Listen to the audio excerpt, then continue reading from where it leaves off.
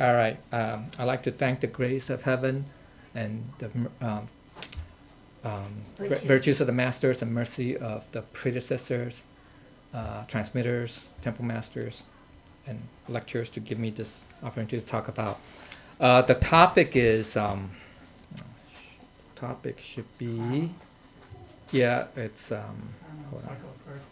It's the, right, it's from this book, right? You guys should know about this, right? The Answers to the Truth, Part 1, Section 5 and 6, which deals with karma, talking about what's the soul, and about the true nature or the different nature, true nature, difference between true nature, human nature, animal nature, and also finally about in the days or the last catastrophe of the what we call the third period or the third era, right? Specific, we call it the white era. Okay, all right, okay.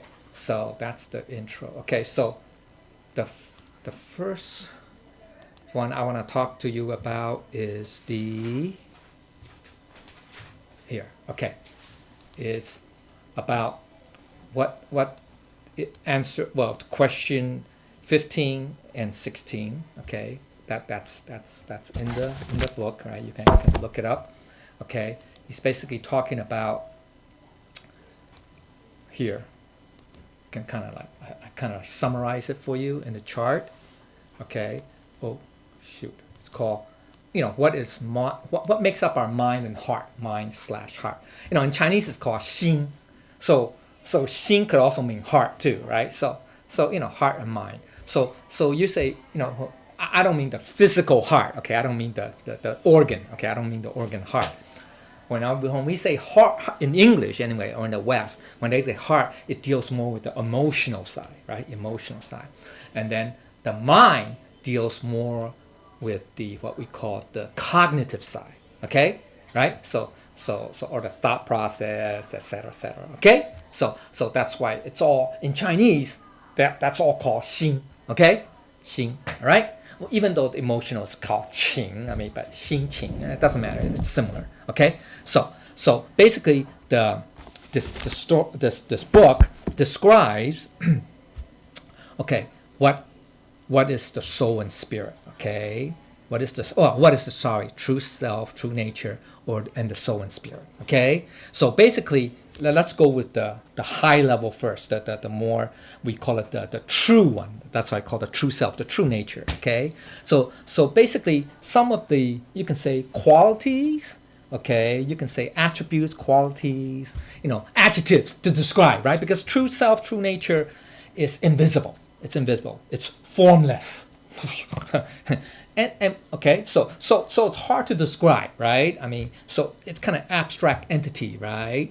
Now, most people would say, "Oh, that's your soul, that's your spirit." That even soul or spirit it's a very inadequate. It's not complete. Okay, it's not a complete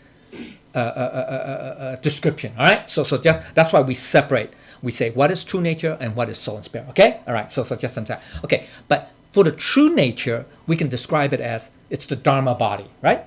The Dharma body, the Dharmakaya. You can say the part of the three bodies, right? Remember part of the Trikaya, right? It's in that Buddha nature list, right? Why we talked about that before, all right? Okay, so you can say it's the absolute essence or whatever, which I come down to the essence. It's called the essence. You can say it's like the essence, okay? Or we call it quintessence, or sometimes they call it noumenon, which means principle, or the essence. It just means essence, okay? As opposed to phenomena, which is the appearance, okay? So the essence, it's in Chinese usually we say 本体, okay? It's the 本体, okay? So that's like the noumenon, okay? Whereas, remember we say everything is one, that oneness, right? It's just not the 本体. Buddha nature is not just the 本体, but it has its function also, okay? And that function falls under the phenomenal side. But we'll talk about that later. That comes down here, okay? And then there's another term called quintessence, right? Anybody know what the derivation of, what's the difference between essence and quintessence? Right? Besides the spelling, there's this Quint. There's a hint there, okay? There's a hint. Okay, now, Quint is, by the way, it's a Greek. I think it's Greek. It's not Latin because Latin is pen. No, it's either Greek or Latin. It's one or the other. I always get confused. Okay, I think it means it's It's Latin, right, Ty? It's Latin. Quint. Yeah, it means five. Five. You know that? Quint. I think Greek is penta, or it's Latin is penta, or Greek is quint. It's one or the other. Okay, so it just means five essence. You know what that means? Five essence, because in the ancient time, and same thing as Chinese, it's similar. It's kind of like parallel to the I Ching. Remember the I Ching talk about the five elements, right? 五行, right? Right? What's it? What's it? Wood, well, earth, wood, fire, metal, and water. Well, okay. So that's the Chinese. I mean, that's the Asian. Okay, it's five. The key is five, not necessarily those elements. Okay, it's the five. Now, in the ancient Greeks, they also talk about five essence. It means five essence. Or fifth? What's the fifth essence? Okay. Same thing in Buddhism. They talk about remember, if you listen to Lecture Liu's classes, they call the four great elements, right? The 四大, right? The four elements. I mean, you call it the four. Little translation, forget. It talks about what? Earth, right? Air or wind, right? And then what? Fire and water, right? Those are the four. We call the ancient Hindus or the Hindus and the Greeks or the whatever.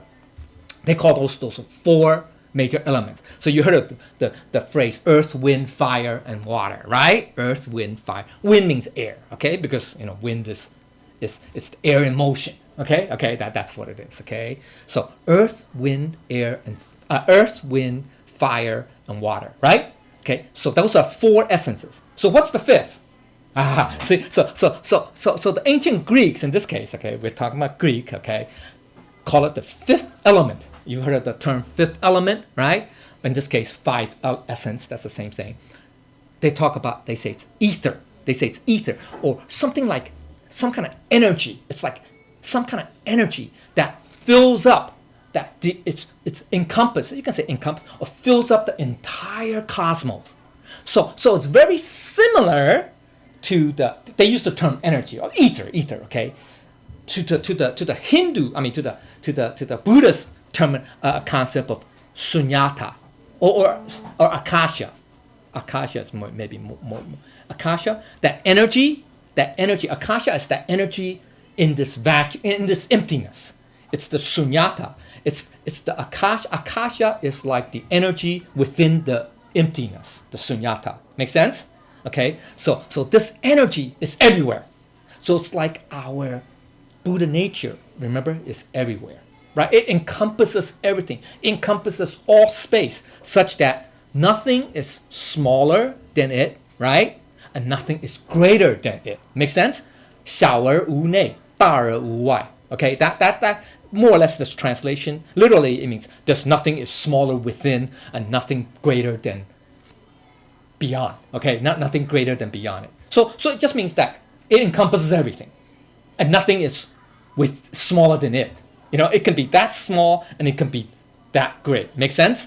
So that's the Buddhist concept, okay? And the West has something similar. They call it ether. Okay, that's all. So we just call it the quintessence. So that's what our true nature is. You know what I'm trying to say? It's that great, and it's that small too, because it's formless, right? But yet it's everywhere, right? And yet nowhere, because you can't see it. Make sense? Okay, and then the last one, we get the ultimate reality. That's the ultimate reality. The ultimate true me. That's the true self. That's the ultimate reality. I don't want to put in parentheses here, but as per Nirvana Sutra, that says remember the four transcendental realities, right? The four transcendental realities. That means the realities that's not of this phenomenal or physical material realm. Okay, it's in the Nirvana realm. Okay. The four are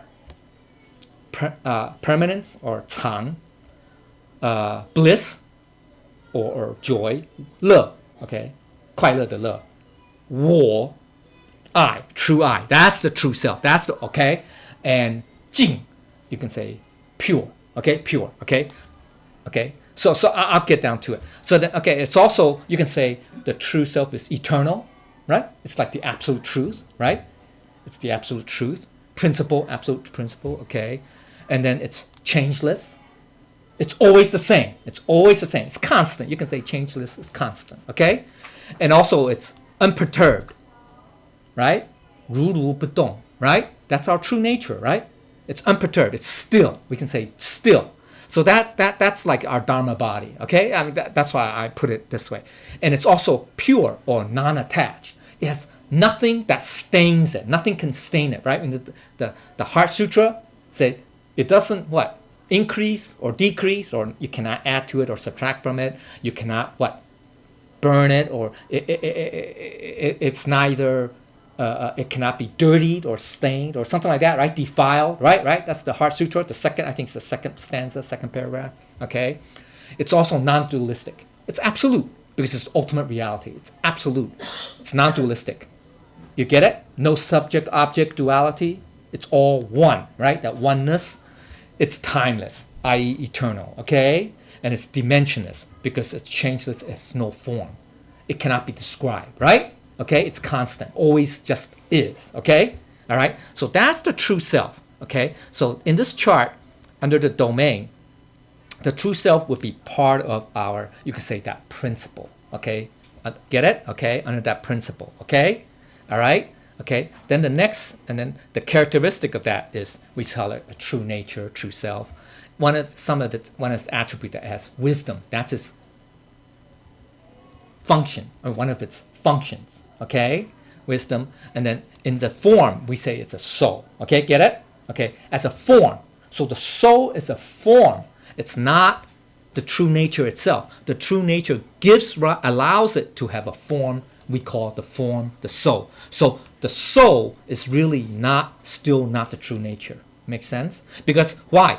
Because we'll talk about that later in the karma section. Okay, in the karma section, because it's not the true nature.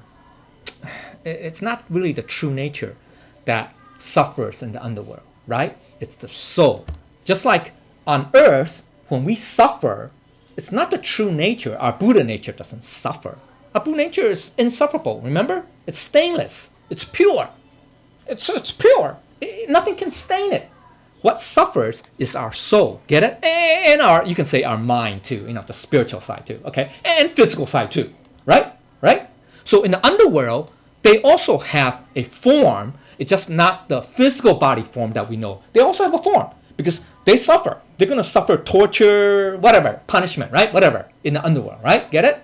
So, get it? So just like in the celestial realm, where we don't suffer, where they also have a form that they have pleasure. They can eat, drink, eat 10,000-year-old peaches, or drink the elixir of wine, elixir, God knows what, whatever, right? Stuff like that, because they have a form that can do that. Make sense? Okay. So anyway, okay. So that's right. And in the description, we call it the spirit, the soul, and spirit. Sometimes we use it interchangeably. Okay. And I distinguish it because for lack of better term. Okay. All right. Okay. So now let's go to then what is a soul and spirit now? Okay. What are the souls and spirit? Okay. Souls and spirits. The soul actually has three parts. See, so we kind of, soul is kind of generic too, right? It's a generic term, right? Okay, so what three parts are they? Okay, here, let's go down here. That's why I talk about the form, okay, the form. The soul has these three parts. The spirit, life force, and vitality. Okay, it has three components. You can say three components, okay? That's what I said here. That's three parts. The spirit, the life force, or called hun, and the vitality or vigor called po. Okay, po, whatever. Yeah, po. Okay, and then within so the spirit, you can say it's a manifestation of our soul too. Okay, just like the life force, vitality. Okay, so that's the spirit we say within a human form. Okay, all right. Okay, or material realm. Okay, let's put it that way. Okay. Okay, because in the Dharma Kaya, Dharma Dhatu, in the Nirvana, there's no such thing as a spirit. Get it? Because we're all at one there. Okay, makes sense. All right. So because spirit is just a manifestation. It's a you can say it's a function. It's an application. Okay, it doesn't matter. Okay. So we say life force has three components, right? Okay, it's the growth, sensation, perception, awareness, or the conscious cognition, thoughts, or volition. Okay, so that's here. Life force. Okay, has three components. That's the growth hun. We call it the sen hun. Okay, I think the Chinese they call it the sen hun, right? Then the jue hun. That's the second one.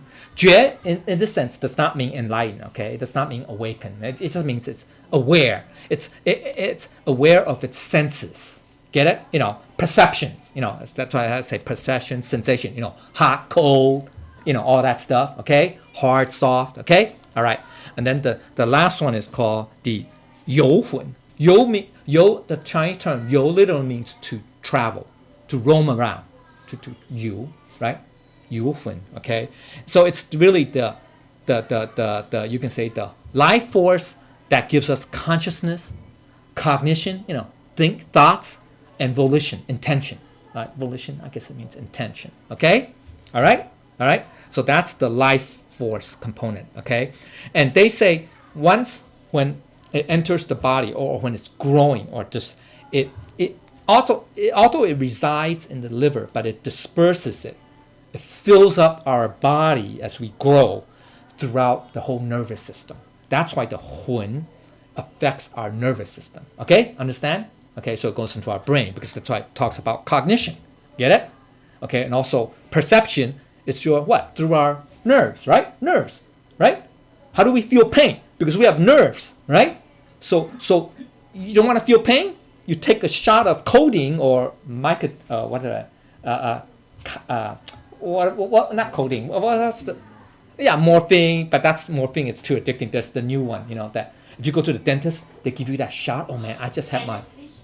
No. Yeah. But there's a term. It's some kind of codeine. It's a codeine derivative. Doesn't matter because it's less addicting, but it's very effective. Man, boom. You don't feel pain at all. You don't feel. I mean, you could feel the pressure. He's hammering at it, chiseling away at your gum. You know all that stuff at your tooth, your root, sawing it, man. You can hear the buzzing, but you don't feel it. I mean, you feel the pressure. You don't feel the pain. My, it hurts like hell. Then when it wears off, my God, it hurts like heck. See, because why? You have nerve there. So if you have codeine or whatever morphine, it blocks it. You get it? So then the hun no longer works. Make sense? Or no longer sends the signal from that nerve cell to your brain. Okay? Make sense? Okay. So it's nerve. Okay. Now, then the third component is called vitality, vigor, po. Okay? Now, what is the po made up of? Okay? Now, you can read this, right? It's this, okay? It's it resides into the, no, it doesn't reside. It controls, maybe you can say controls or manages our sense organs. Okay, so that includes the mind, believe it or not. So it's the eyes, you know, the ears, the nose, the tongue, and the body, and the mind. Okay, now, okay, so it's these six. We call it the sixth consciousness, right? Remember, we call it the sixth consciousness. Okay, and it's these six sense organs. Okay, so I'm talking about our body now, right? Because you have to have a body to have these components. When they interact with the external realm, right? I.e., we see things, right? We see objects. We hear sounds, right? We see forms, really. We see forms. We hear sounds. We smell fragrance, right? Or scent, right? We what? Taste flavors, right? We touch objects, right? And we think of things, right? We what? It arouses our desires, right? We see something we either like or don't like. We hear something we like or don't like, right? We smell something we like or we don't like. We taste something we like or we don't like. Get it? Okay? We touch something that we don't like. Oh, we touch, oh, this fur feels so smooth, silk so smooth, cashmere so smooth. And we touch something, ooh, it's so rough. It's like, you know, rough skin, alligator skin, whatever, we don't like that, right? We're repulsed by it, right? So, and then we think, we think about, good things, or we think about bad things, right? That's when we create desires. Make sense? Okay, actually, well, I'll go to the causality side. When you want to think, go more in depth, I mean, you can go in. Remember we talked in class? Oh, did we talk in class? I think we did about the three, no, I think in Virginia, one of Virginia's classes, we talk about the three subtle conceptions and the six coarser conceptions.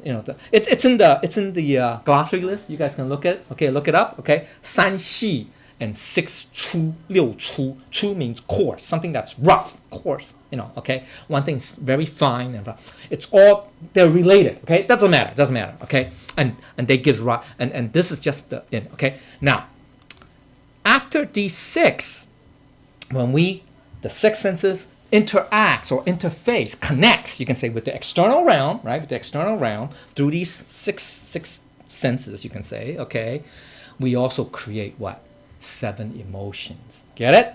Okay, and these are the 7: joy, rage, happiness, sorrow, love. Now look at here. So the 6 desires and the 7 emotions. Okay, so these are pairs. Joy and rage are dualistic, right? They're opposites, right? Opposites of joy is rage. Opposite of rage is joy. Not happiness. Happiness is not joy. Okay, there's a difference. Okay, you understand? Happiness connotes there's some kind of satisfaction. You're happy. You're satisfied. Okay. Whereas joy just means that remember Christmas Carol? Joy to the world. I mean, joy just means there is no sadness. You can say that, right? Opposite of sorrow. No anger. Sorry, no anger. That means you are what? Compassionate, merciful. Okay, that's what it means. Okay. Then the other 2 pairs are happiness and sorrow. That's it. Happy means you are content, you are satisfied. Right? You're not. There's no. How can I say? Need for anything else. Like that. Okay, like content. Yeah. Okay.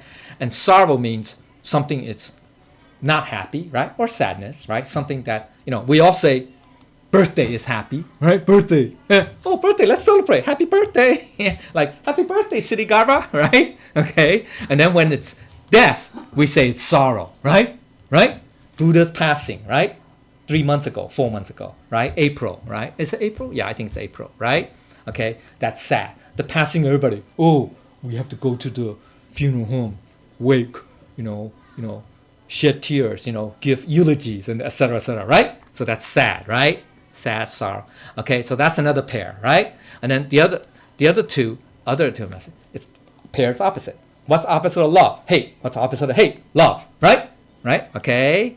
And then the last one is lust. Lust is always, lust could be good or bad, because you say there's a lust for good things, lust for bad things, right? So it's kind of neutral, but it just means it's a type of attachment. You want to have it. You gotta have it.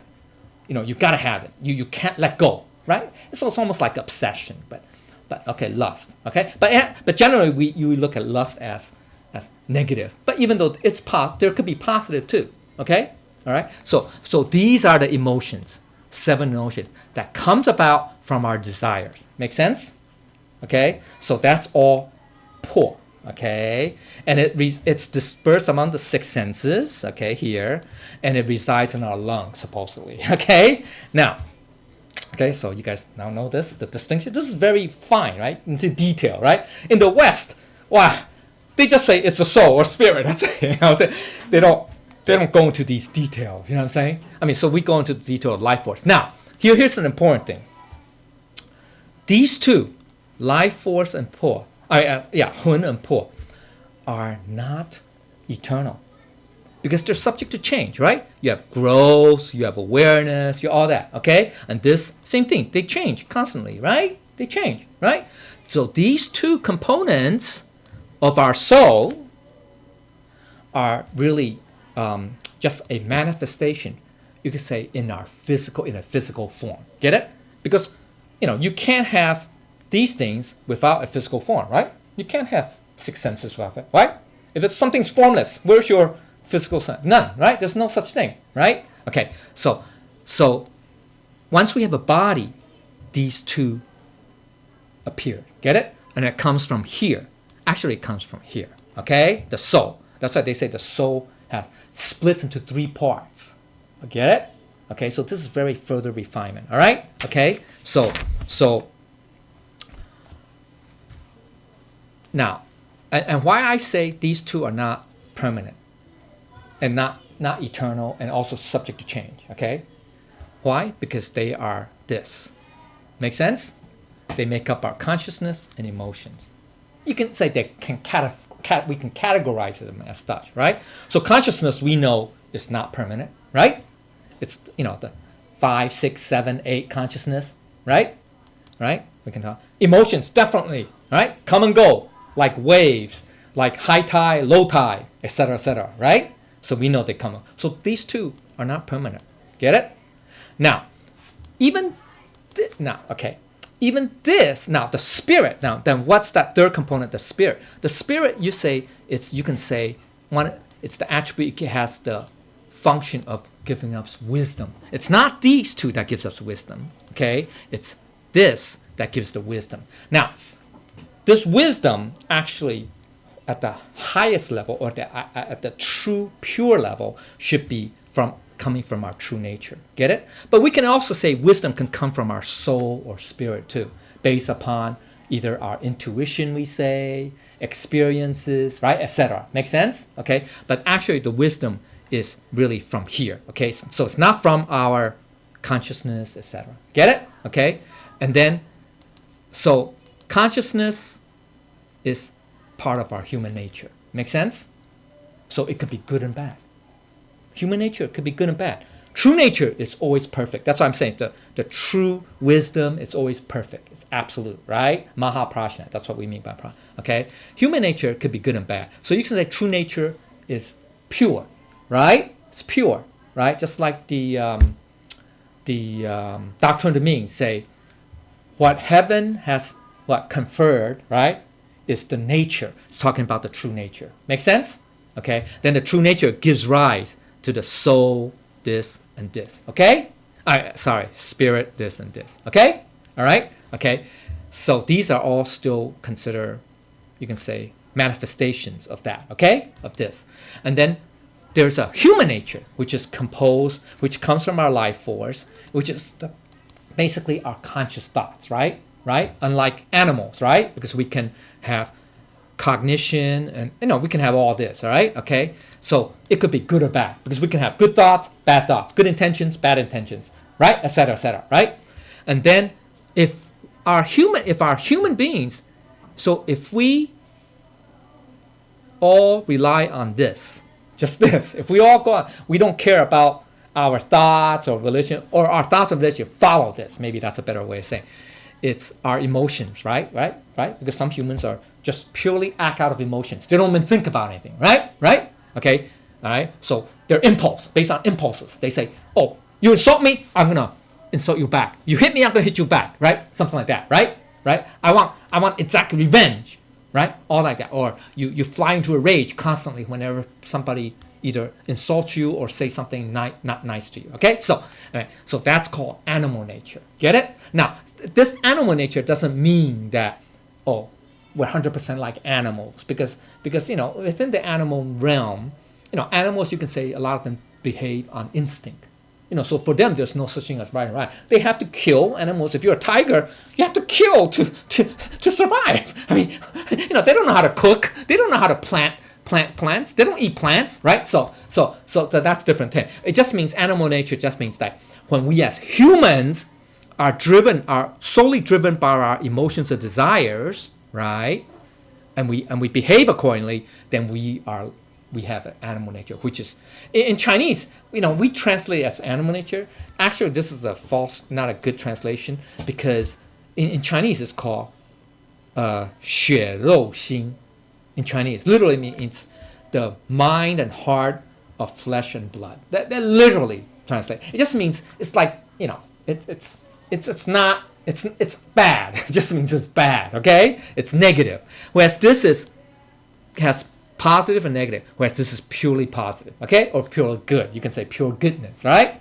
Because remember I say it's pure. Remember I talked about true nature, right? Okay, so then you can say that human nature is like our spiritual nature, and the animal nature is based on material domain, okay? Make sense? Okay, so this is the breakdown, all right? So now you know, okay? Now, I talked about, did I talk about karma? It's like, okay, so when a human dies, these two will disappear, will gradually disappear. You know that?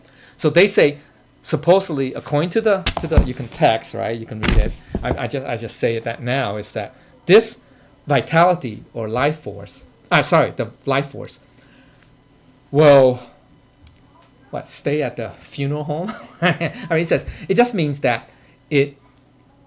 Okay, what's the definition of a person that dies? When the soul, we say when the soul departs, right?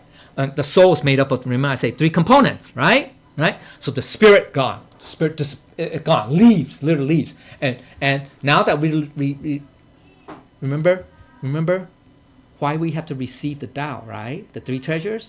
The spirit has to leave through that first treasure. Get it?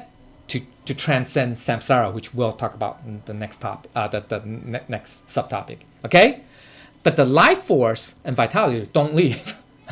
They disappear. They will kind of dissipate. You can say dissipate. Because remember, they are a function of our soul. Remember that? So whenever we say the soul or the spirit, more specifically, leaves through that first door, through that portal, right? Or sometimes, if you not receive the Tao, the 3 treasures, it leads through the eyes, through these, right? Through these, mouth, yeah, through these, right? Right?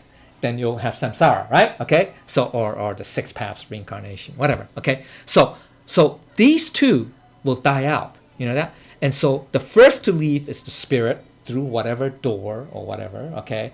Then this, supposedly, within like the first couple weeks or week or so, will dissipate.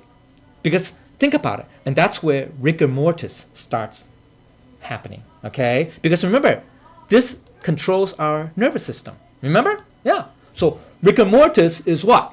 A function of our nervous system, right? Reacting to quote unquote death, or to the heart not pumping, to you not breathing, etc., right? All that, okay? And therefore the muscle, the nerves are reacting, and therefore it contracts the muscles, or tightens up the joints mainly, okay? All right. So that's what. Okay. So that's the hun.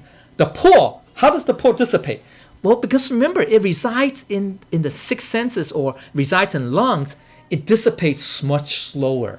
Okay, so it takes supposedly 49 days. So that's why in the text it says the vitality takes longer to dissipate than the life force. So it'll dissipate at the cemetery, at the graveyard. Okay, because 49 days later you're probably buried already or cremated, whatever. Okay, right? So when you cremate it, then Yeah. Well, it doesn't matter. It's completed, destroyed. Yeah. Ashes to ashes, dust to dust, whatever. Okay, all right. So the po is, very negative. So that's why the hun is the positive side. By the way, okay. Yin and yang. Remember yin and yang? Okay, positive, negative. Okay, the po. That's why we say cemetery. So people, if you look at feng shui, okay. So why people say, "Oh, it's not good to have to live near a cemetery." Why? It's just a bunch of stiffs in the ground. Who cares? Just a bunch of stiffs, right? Bunch of dead people, dead objects. Okay, who cares? Because it has a lot of po. Get it? Because usually we bury people within 49 days, right? Especially some religions like the Islam, Muslim, and Jewish religion. They bury it within the 2nd day. I think it's 24 hours. It's supposed to be 24 hours. 24 or something like that. Definitely by 48 hours. Boom. So the yin energy, remember these are not energy. We can say yin forces, okay? It's not energy because there's qi. We say qi is energy, but it's a different type of energy. We're not talking about the energy in the scientific sense, because according to the law of conservation of energy cannot be destroyed or created. Energy is really in here, okay? It's in here. It's just different manifestations. Yeah. Yeah, it just transforms. Doesn't matter. Okay. So anyway, so this is negative. So that's why it's in. Get it? So that's why you don't want to live in a cemetery. You don't want to go there because it's negative energy. Make sense? Okay. And it's, people say, oh, spooky ghost, this sort of, yeah, whatever. Who cares? Okay, whatever. All right? Get it? Okay, so that's why. All right? So that's has to do with each, feng shui too. All right? Okay, so now everybody has a good understanding now of what mind and heart is. All right? Good. This is good, right? Pretty good chart, right? So now people say, people say, oh, life is just this, or just this. Maybe that's it. People just say, especially atheists, right? People just say this. They forgot that there is this. You get it? That there is this, or more specifically, the spirit. So people say, when I die, that's it. Nothing else matters. Well, they forget that this or this will reincarnate, or either reincarnate or go someplace. Probably the underworld if you did not, if we didn't do good or whatever. Okay, all right, or go to the celestial heaven. I mean, it doesn't matter. It could do, right? It could. Okay, so that's why we now if we have this broken out, you can see more clearly. Okay, all right. Everybody now knows? Good. Okay, now let's go to question 17 and 18, which talks about karma. Okay, so now let me open up. Oh, I gotta open up. Let's open up this. Hold on. 7 minutes. Oh, dang, man. I don't have time. Hey, I'm not gonna finish. You spent half the time Darn it. filling out No, but that's good. That's good to know. Okay, so anyway. Okay, so anybody know what karma is? We know, right? Karma, it's basically, we shorten it and say, oh, it's reincarnation. Actually, it's really a result, okay? It's a consequence of universal law of that, okay? Dealing with humans, okay? Basically, it's the action leading to future reward, retribution in current or future life based on the universal law, cause and effect. And it's based on intention and motivation behind a motivation behind an action. It's the direct consequence, and it results what we call leads to reincarnation or samsara, which is the cycle of birth, death, and rebirth. Okay, all right, that's what karma is. Okay, so we know it's neutral and partial, right? It's neutral and partial. Okay, so we have this handout. I gave this topic last year. It talks about the attributes, right? It could be good and bad, all that stuff, because I don't have time. All that type. There are different types of karma: personal, collective, fixed or heavy, neutral, wholesome, and unwholesome. Okay, it's not here. It's not bound by space and time. It's neutral and impartial. It's fair. In other words, it's fair. It's based on all our previous actions or intents or causes. Okay, and it's based on combination of primary and secondary causes. It's interdependent and interconnected. It's like a gestalt, which just means the sum of the whole is greater than the sum of its parts. Okay, that's what it means.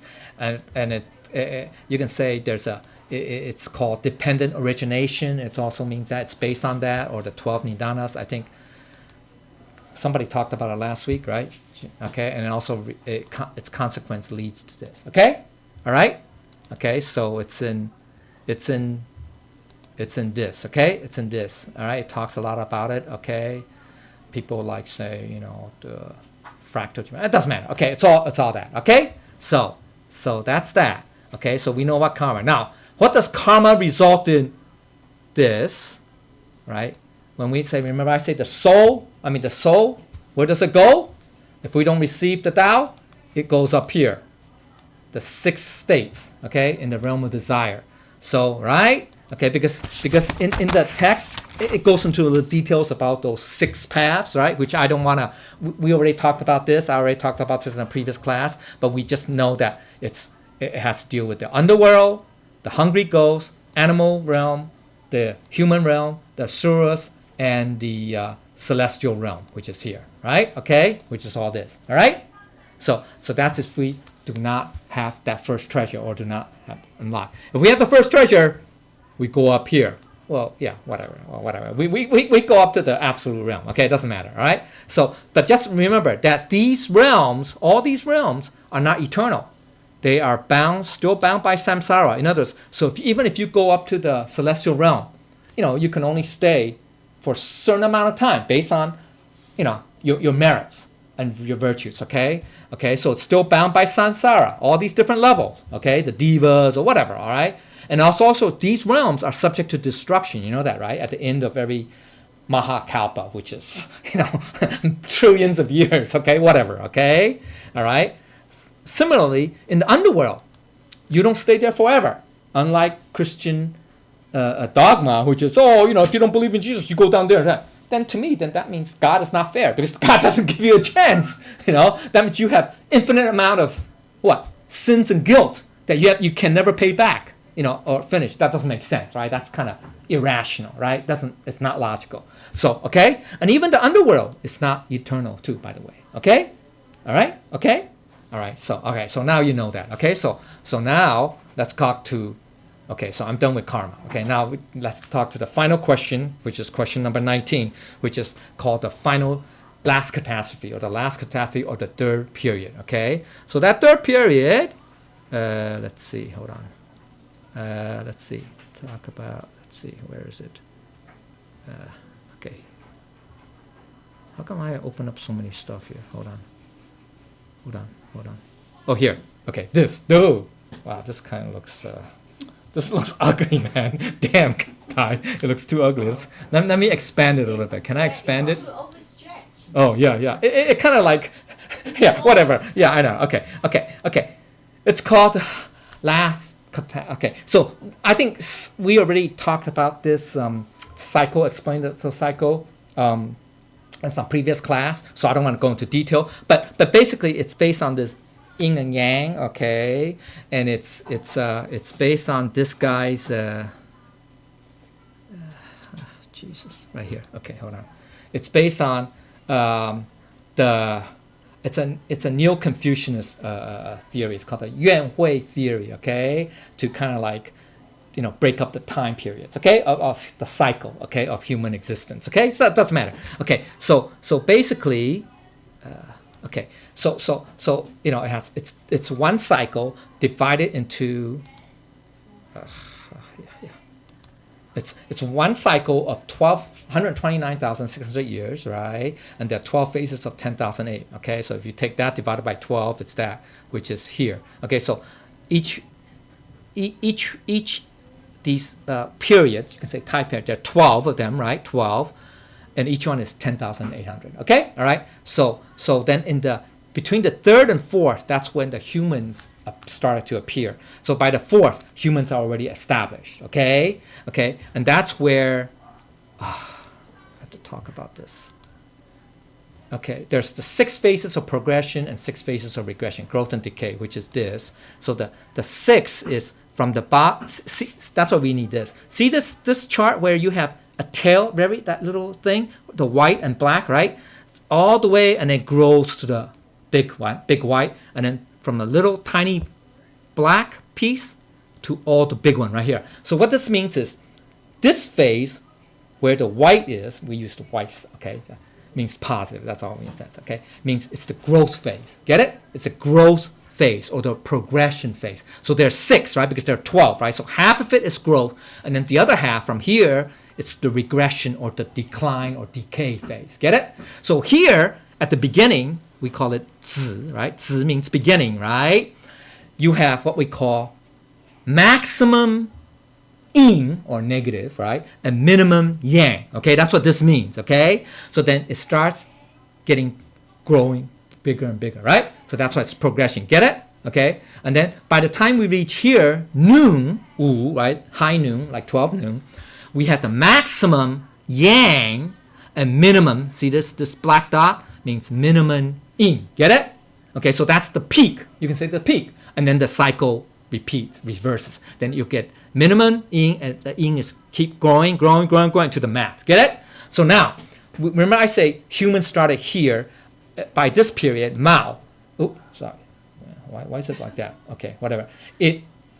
Humans are fully established. So between this period and Wu, or the mid Wu, really it's the mid Wu, okay, we have what we call there are 7 Buddhas governing the 3 phases of growth from females are 4 to the 7 phases. Okay, get it? Okay, 4 to the 7. Remember I say here? This is the 4th, right? 5th, 6th, 7th. Okay, all right? Okay, and then, since we already peaked, right? There are 3 Buddhas that govern the 3 periods of catastrophe or the decline phase, the decline cycle, okay? The declining cycle, okay? So which is the 7th phase, right? This is the 7th phase right here, right? Isn't this the 7th phase? Wait, right? Okay, well, we're already starting to decline here, right? Now, where are we? Hold on 1 second. Where's your wording? Right here. Yeah, here we go. Okay, so we have what we call 3 periods. It's really in the second half of this period, okay? The green, the red, and the white. This is the white now, okay? So we're at the end of the red. Get it? We're right now at the end of the red period and beginning of this period. So that means, what? By this period, by this period, humans are going to disappear. Or when we say disappear, meaning getting fewer. So by here, it's all gone. Humans are gone. No civilization.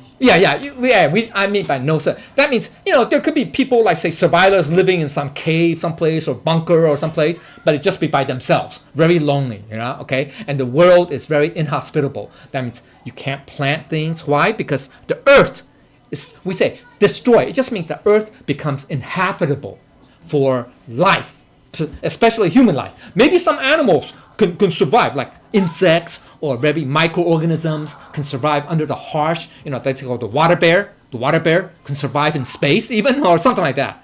Water bear, it's called the water bear. Tigrade or tigrade or tigrade, something like that. Okay, anyway, yeah, they can survive. They can be frozen and then revive like 100 years later. Okay, it doesn't matter. They can get doses of radiation beyond, whatever, even cosmic rays. Okay, it doesn't matter. And then the heaven, the skies, it means the skies become inhabitable. So this will be like when we have huge earthquakes, tsunamis,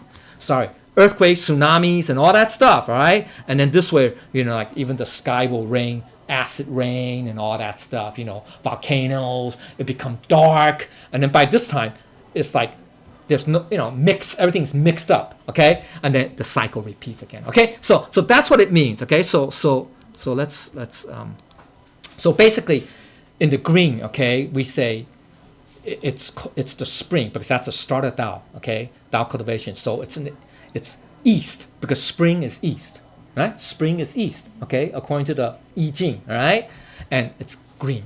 That's why it's called green period. And we call the red period is during the, remember red period here. Oh, geez, I gotta talk about all this, man. Here, lineage. Okay, here, red period. Okay, well, the green, during the four phases, these are the Buddhas, okay? There are 7 Buddhas, okay? Then the last 3 Buddhas are these 3 Buddhas. The green period is Dipankara, Sakyamuni is the red, and Maitreya is the white, right? Okay? So